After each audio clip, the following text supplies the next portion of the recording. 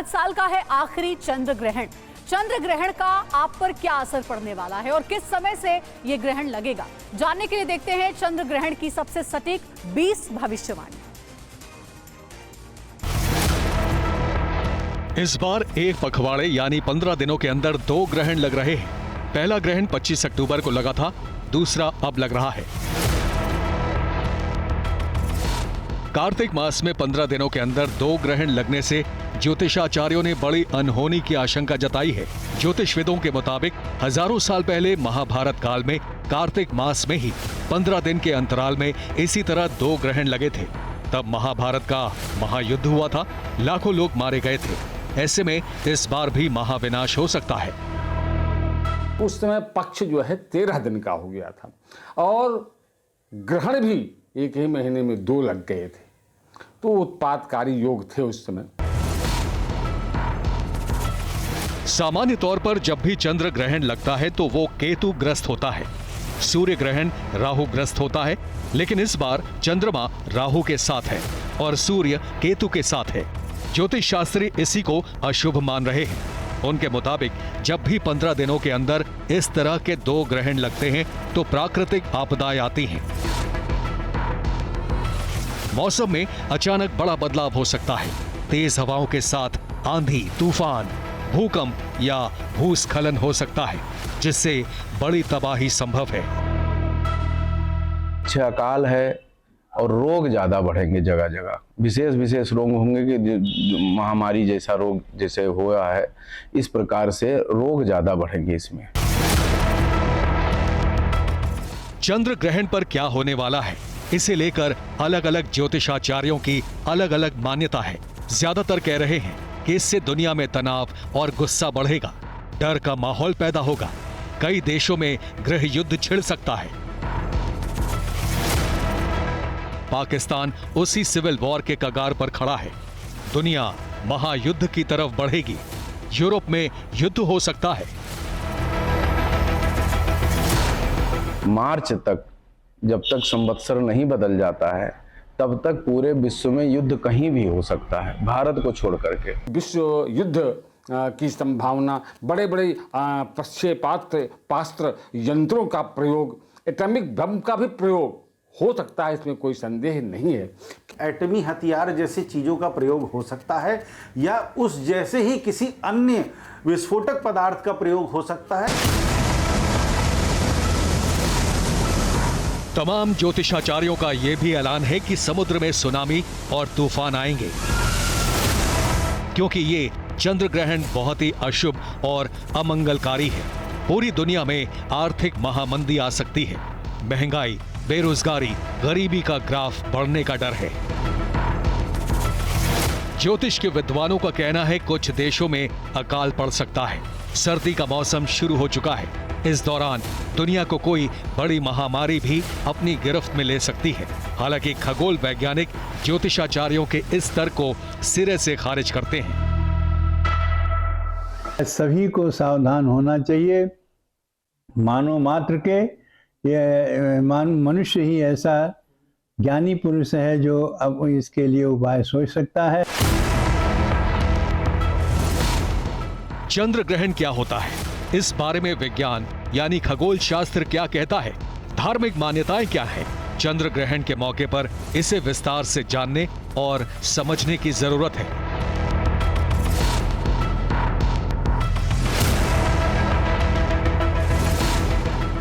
खगोल विज्ञान के मुताबिक जब पृथ्वी सूर्य और चंद्रमा के बीच में आ जाती है तब चंद्र ग्रहण लगता है। जब सूर्य और चंद्रमा के बीच में पृथ्वी इस प्रकार से आ जाए जिससे चंद्रमा का पूरा या कुछ भाग ढक जाए और सूर्य की किरणें चंद्रमा तक ना पहुंचे, तो इस खगोलीय घटना को चंद्र ग्रहण कहते हैं।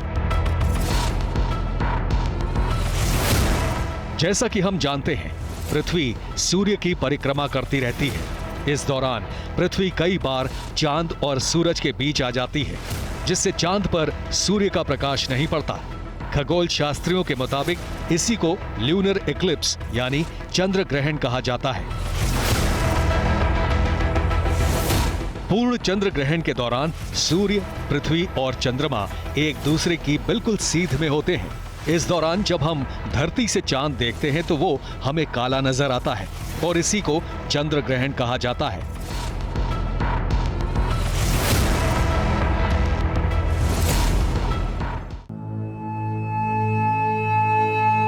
विज्ञान कहता है कि चंद्र ग्रहण एक खगोलीय घटना है, लेकिन धर्म इससे सहमत नहीं। धार्मिक मान्यताओं का अपना तर्क है। धार्मिक मान्यताओं का कहना है कि सूर्य और चंद्रमा का सबसे बड़ा शत्रु है राहु। जब राहु सूर्य या चंद्रमा को ग्रसता यानी निगलता है तब ग्रहण होता है। समय समय पर राहु और केतु चंद्रमा और सूर्य को खाने के लिए दौड़ते हैं, ग्रहण करने के लिए दौड़ते हैं। उसी को धार्मिक मान्यता के अनुसार चंद्र ग्रहण अथवा सूर्य ग्रहण कहा जाता है। मतलब अगर राहु सूर्य को निगलता है तो ये सूर्य ग्रहण होता है, चंद्रमा को निगलता है तो चंद्र ग्रहण कहा जाता है। चंद्र ग्रहण या सूर्य ग्रहण को लेकर एक पौराणिक कथा बहुत प्रचलित है। कहा जाता है कि देवताओं और दानवों ने एक साथ मिलकर समुद्र मंथन किया। मंथन के अंत में अमृत निकला। देवों और दानवों दोनों ही अमृत पीकर अमर होना चाहते थे। अमृत पान को लेकर दोनों में बड़ा विवाद हो गया। इसे सुलझाने के लिए मोहिनी एकादशी के दिन भगवान विष्णु ने मोहिनी रूप धारण किया। मोहिनी देवताओं को अमृत पिला रही थी। उसी समय राहु नाम का राक्षस देवताओं के बीच भेष बदलकर बैठ गया और उसने भी अमृत पी लिया। सूर्य चंद्र ने राहु को पहचान लिया और भगवान विष्णु को राहु की सच्चाई बता दी। भगवान विष्णु ने सुदर्शन चक्र से राहु का सिर धड़ से अलग कर दिया। राहु अमृत पीकर अमर हो चुका था, इस वजह से वो मरा नहीं। राक्षस के दो हिस्से हो गए।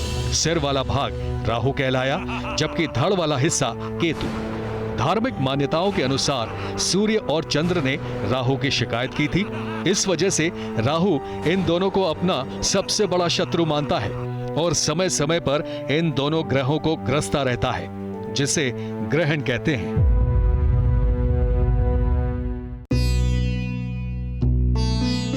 स्कंद पुराण के अवंती खंड के अनुसार राहु और केतु की जन्मभूमि उज्जैन है। सूर्य और चंद्रमा को ग्रहण का दंश देने वाले ये दोनों ग्रह उज्जैन में ही जन्मे थे। राहु और केतु को ज्योतिष में छाया ग्रह कहा जाता है। ये दोनों ग्रह एक ही राक्षस के शरीर से जन्मे हैं। राक्षस के सिर वाला भाग राहु कहलाता है, जबकि धड़ वाला भाग केतु। कुछ ज्योतिष इन्हें रहस्यवादी ग्रह मानते हैं। मान्यता है कि अगर किसी की कुंडली में राहु और केतु गलत स्थान पर हो तो उसके जीवन में भूचाल आना या उथल पुथल मचना निश्चित है। ये इतने प्रभावशाली हैं कि सूर्य और चंद्र पर ग्रहण भी लगा देते हैं।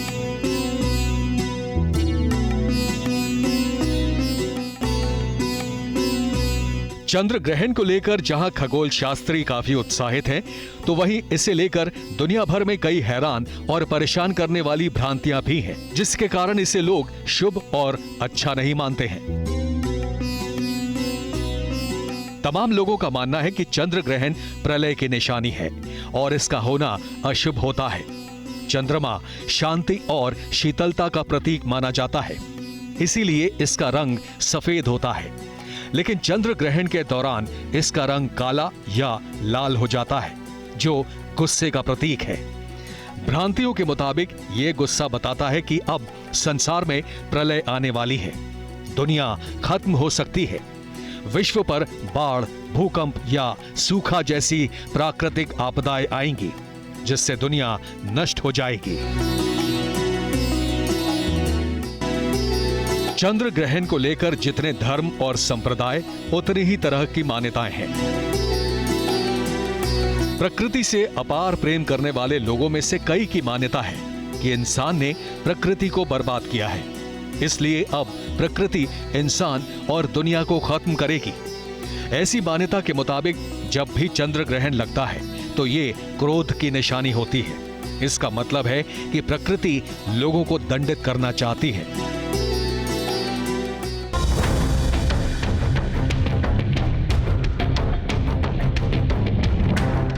चंद्र ग्रहण को लेकर भारत ही नहीं, बहुत से देशों में अलग अलग हैरत अंगेज मान्यताएं या कहानियां सुनने को मिलती हैं। ये वो कहानियां हैं जिसे शायद ही आपने पहले कभी सुनी होगी।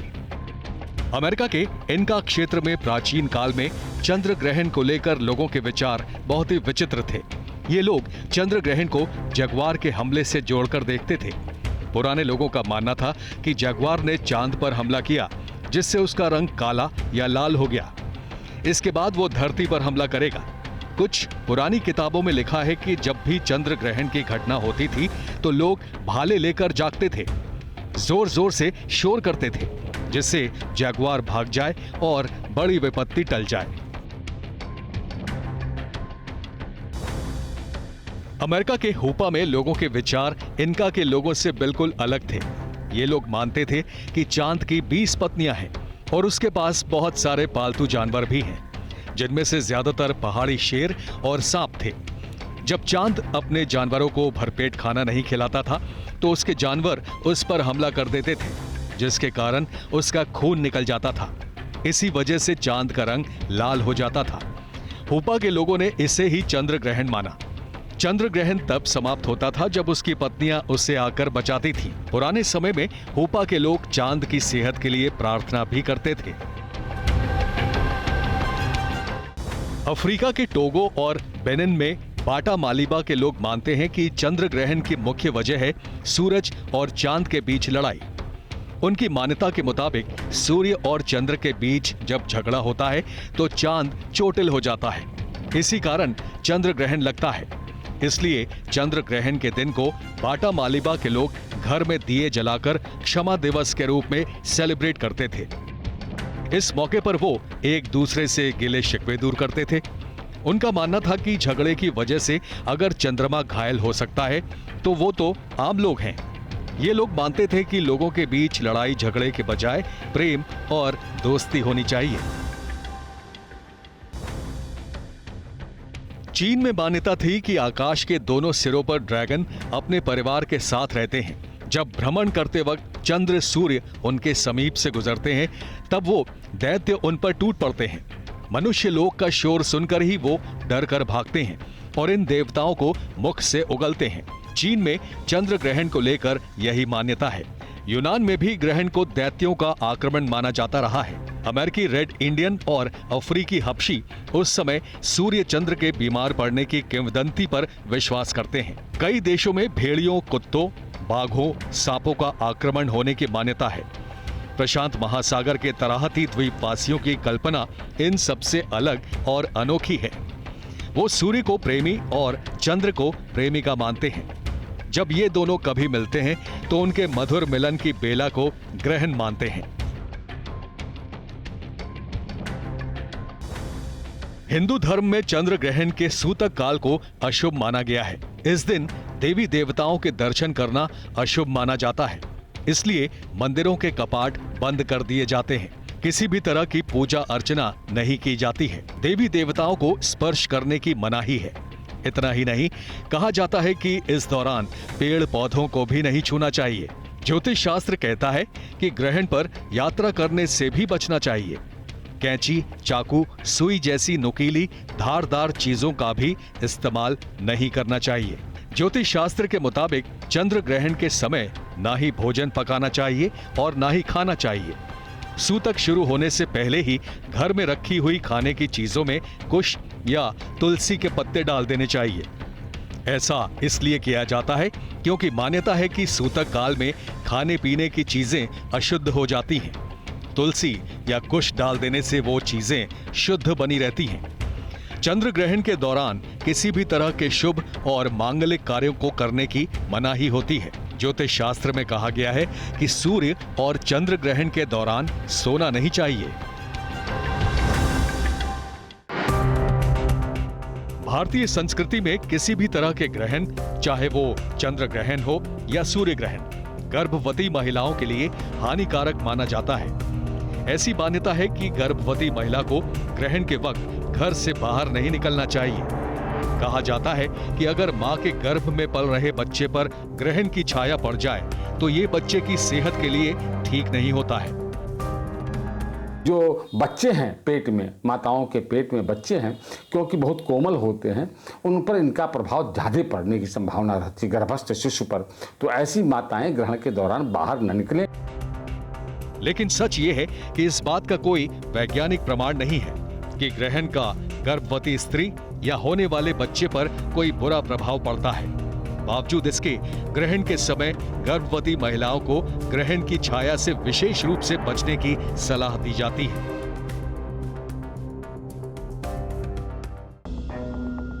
ज्योतिष शास्त्र ग्रहण के दुष्प्रभाव के साथ साथ उससे बचने के कई उपाय भी बताता है। इसके मुताबिक चंद्र ग्रहण के दौरान दान पुण्य करना चाहिए। किसी जरूरतमंद को अन्न, वस्त्र या धन का दान करना चाहिए। ग्रहण के समय अपने इष्ट देवी देवताओं की प्रार्थना या गायत्री मंत्र का जाप करना चाहिए। पूजा पाठ अनुष्ठान करना पड़ेगा और साथ ही साथ अपने अपने इष्ट देवों की आराधना करें। ग्रहण खत्म होने के बाद स्नान करना चाहिए। फिर मंदिर और पूरे घर में गंगा जल का छिड़काव करना चाहिए। ऐसा करने से ग्रहण के दुष्प्रभाव दूर हो जाते हैं।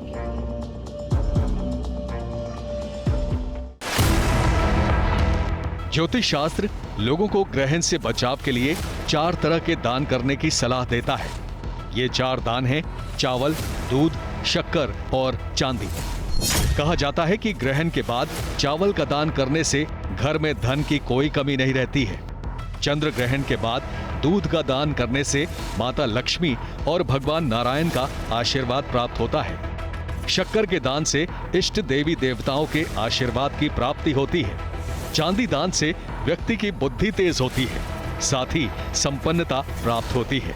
ग्रहण के दौरान जब ग्रहण लगता है तब भी स्नान करना चाहिए, और जब मोक्ष हो जाता है तब भी स्नान करना चाहिए, और उसके बाद जब ग्रहण समाप्त हो जाता है तो दान करने का विधान बताया गया है। इसीलिए चांदी का दान बहुत विशेष होता है। चंद्र ग्रहण या सूर्य ग्रहण के दौरान या उसके बाद किए गए दान से 5 शुभ फल की प्राप्ति होती है। धर्मशास्त्र यही कहते हैं। इनके मुताबिक दान से मान सम्मान बढ़ता है, घर में धन का आगमन होता है, विकट समस्याओं का समाधान होता है, सुख शांति का वातावरण बनता है, यश, बल और मानसिक शक्ति प्राप्त होती है। इसीलिए ग्रहण से बचने के लिए दान देने के लिए कहा गया है।